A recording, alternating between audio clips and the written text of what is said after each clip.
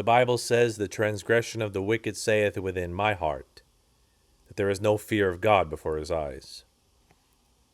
It's very easy as a child of God to see the sin and the iniquity all around us.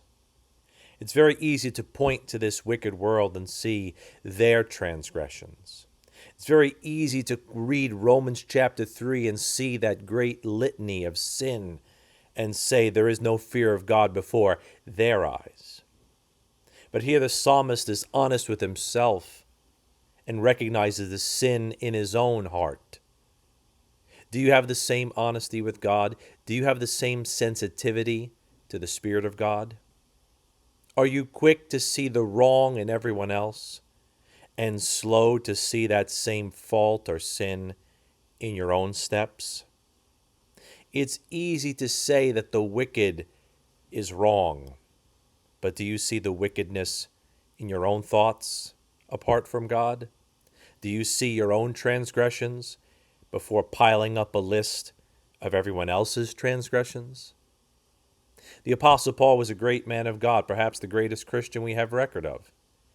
And he could easily have pointed to the pagan world all around him that would soon execute him and point his finger there. He could have easily have lamented about the devil on and on, the one who haunted him and hindered him as he sometimes recounted. But in Romans chapter 7, Paul puts his finger right where the great problem lay.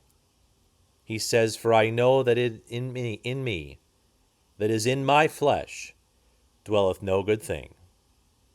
Paul knew his heart was deceitful. Paul knew his flesh was still unregenerated. Paul knew that the biggest problem he had was the person he saw in the mirror.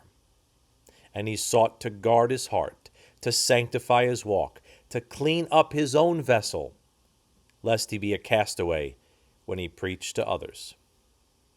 Do you have that same honesty with God? Do you have that same sensitivity of the Spirit?